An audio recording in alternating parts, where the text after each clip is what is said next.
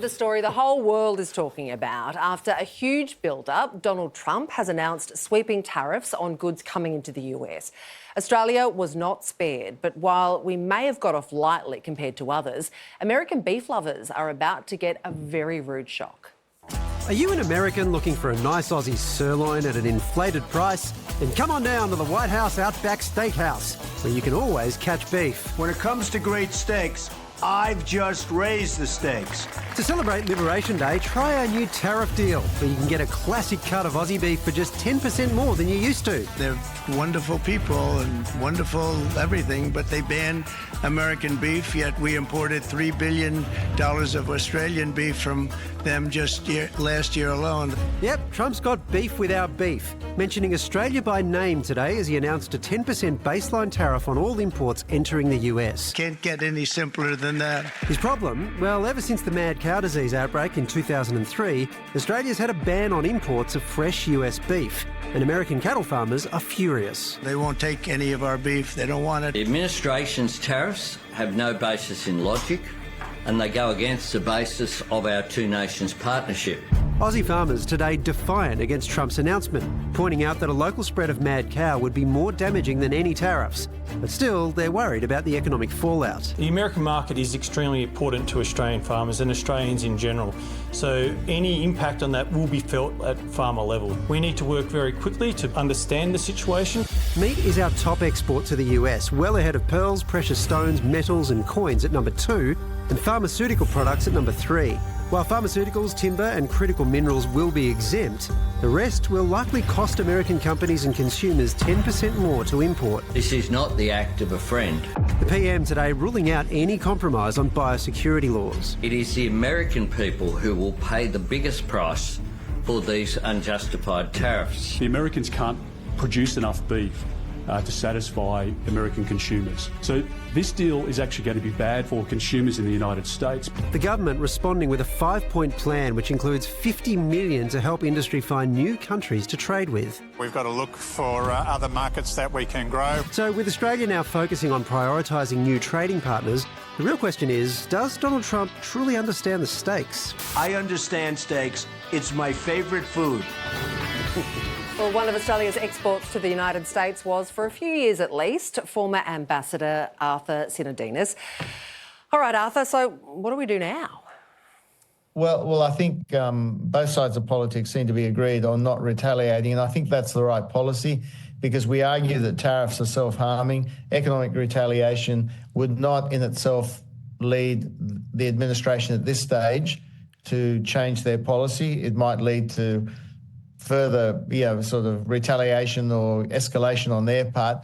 We need a conversation about all of this with a newly elected or newly re-elected Prime Minister. But Arthur, we're already seeing retaliation to the retaliation. The EU has just announced that it will retaliate even further. So are we on the brink of a global trade war here and maybe a serious downturn in the whole global order? That is the risk. How real is that risk? I think the real is the risk is it's more than 20%. It could be 40%, could be 50%. It all depends how much countries retaliate, and that really comes down to the big blocks. But there are a lot of countries that don't want to retaliate. They want to try and find a way through, and the president at times leaves the door open to doing deals, but his own team are telling him, don't do too many deals, you'll undermine the impact, because they want the money as they see it. And they think the money's paid by foreigners, not by their own consumers. And they want the protective effect. They really believe in this idea of re-industrializing, in inverted commas, the US. We're in a world where the president is really harking back to the 50s and 60s when he argues America was at its zenith and was the top dog. So Australia's not retaliating, but there is something very interesting that the Albanese government has said it will do, and that is help Australian businesses find other trade partners around the world. So effectively just go around America.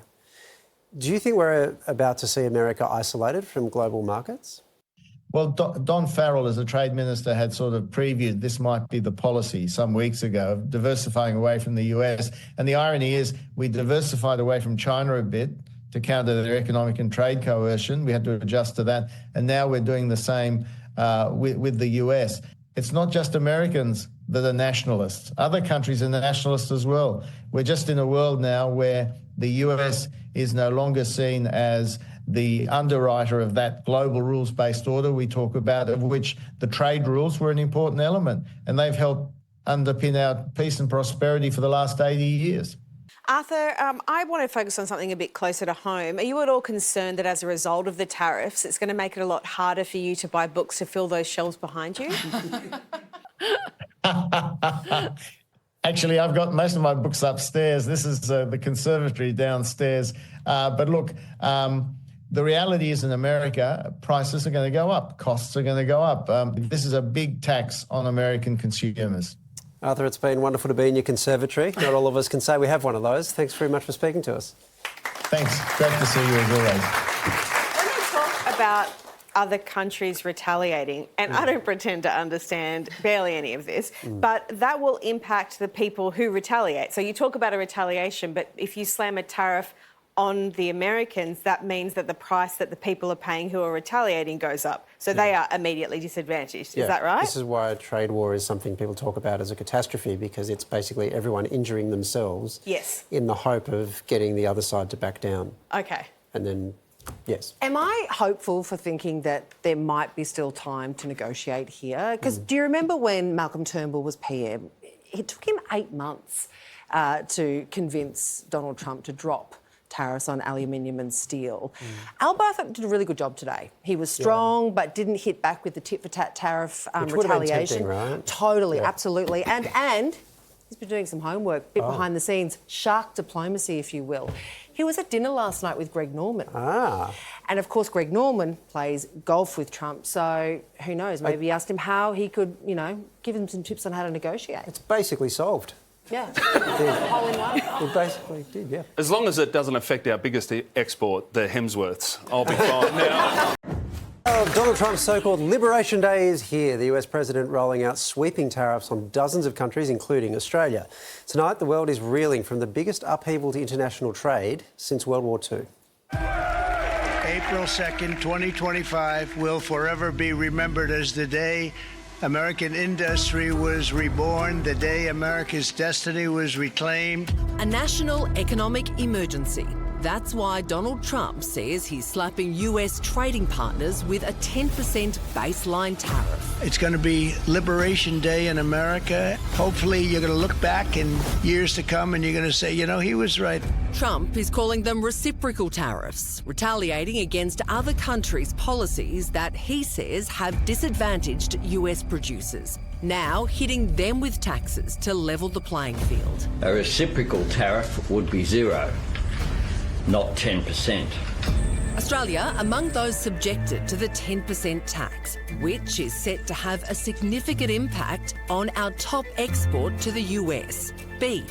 Trump taking a dig at our ban on American beef products since the mad cow outbreak in 2003. We imported $3 billion of Australian beef from them just last year alone. They won't take any of our beef because they don't want it to affect their farmers. And you know what? I don't blame them, but we're doing the same thing right now, starting about midnight tonight, I would say. All Aussie exports will be hit with the 10% tariff, with a few exemptions, including pharmaceuticals, timber and critical minerals. But other countries have copped it far worse. The EU being whacked with 20% reciprocal tariffs. China said to be taxed at 34% and Vietnam near the top of the list at almost 50%. World leaders today reacting with outrage. I strongly believe that tariffs benefit no one. They're bad for the world economy. They hurt people. We disagree with that agenda. We don't think that is good for global trade, and that's why we're opening up as much trade with as many different countries as we possibly can. We are in this together. If you take on one of us, you take on all of us. Well, Republican Congressman Marlin Stutzman is both a lawmaker and an Indiana cattle farmer. I spoke to him earlier. Marlin Stutzman, thanks so much for joining us. It's a big day. Our PM says this is not the act of a friend. Is he right? I wouldn't say that. I would say that we are friends and that we need to build our friendship. And, you know, the tariffs regarding beef with Australia really stems back to the mad cow disease problem that the United States had back in the early 2000s. But we believe it's 20 years now since that ban was put in place and that ban could be lifted.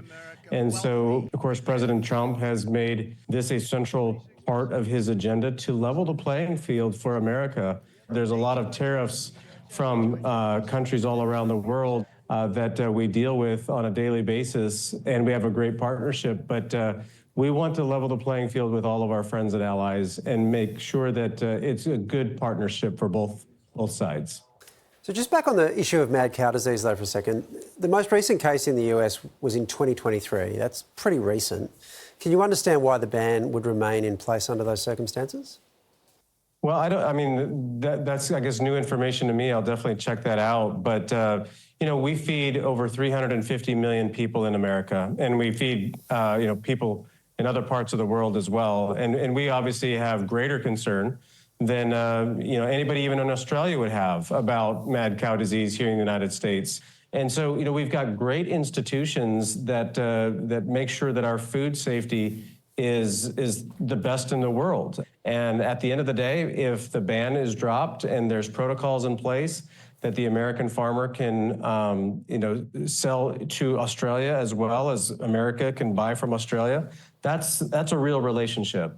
Sorry, so are you saying then that if Australia dropped its restrictions on American beef, all the biosecurity regulations, so on, the tariffs across the board would disappear? President Trump, I don't want to speak for him, specifically, but that was his comments today that, the tariff related to beef from Australia was because there was a ban on American beef to Australia. And I think it is really that simple.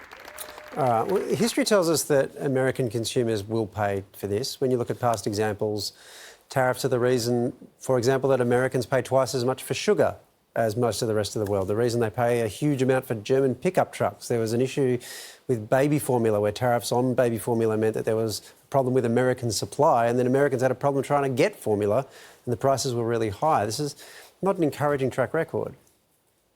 I really think this is putting us on a track to a more free trade and a fair trade policy with all of our allies. Whoever has competitive advantages, they should be allowed to trade rather than having protectionist policies in place. So this is a reset. So he's not asking too much. I really truly believe that his ultimate goal is not to have any tariffs going either direction. So you've said all these other countries are putting unfair tariffs on America. One example of that the Trump administration uses is Australia's goods and services tax of 10%. But that's not a tariff because domestic producers are hit with it just as much as foreign producers. So when the administration says they're being charged tariffs, do they actually understand what a tariff is?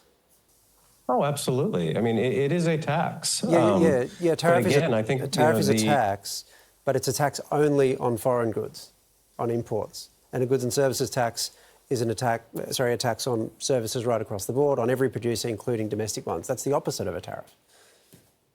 No, somebody's going to pay the tax, and there has to be a level. Again, I'm going back to fair trade policy. We've talked a lot about free trade, but when China or when Australia or when Mexico or Canada, if there's a tariff on the United States for goods that leave the United States to those particular country, is that fair trade policy if the United States doesn't have the same tariff in return? Yeah, but what I'm saying is it's not a tariff because American producers are not put at a disadvantage by paying a goods and services tax because Australian producers have to pay the same thing. So I guess what I'm asking is why is that being cited as a tariff against America and then a reason for retaliation? Well, I guess I'm not sure exactly the question, but I would say that, we all have our own tax policies within our own countries, and we can always adjust accordingly if there's tariffs. But again, these are conversation starters. And this has brought people to the table like we've never seen before. Well, it definitely has started conversations, and it's been wonderful to be able to have a conversation with you, Congressman Stutzman. Thanks very much for your time. Thank you. It's been a pleasure. Obviously, the percentages have been revealed of the tariff, so that's a definite thing. But I am curious as to when the American people are going to see the benefits of this, because in the immediate future, prices will be higher for them if they continue to buy the goods from overseas that they have. Yeah. So when does it get better for them? There are a million different answers to that, I guess, because it would depend on the industry. So there'll be some where American producers can ramp up their supply, and then that'll happen fairly quickly. But that will take some time. Yeah, but so say cattle, how long does it take you to develop big enough herds to supply all the beef that Americans want? I don't know. I'm not a cattle farmer, but I can't imagine it's a week, right? That's probably years.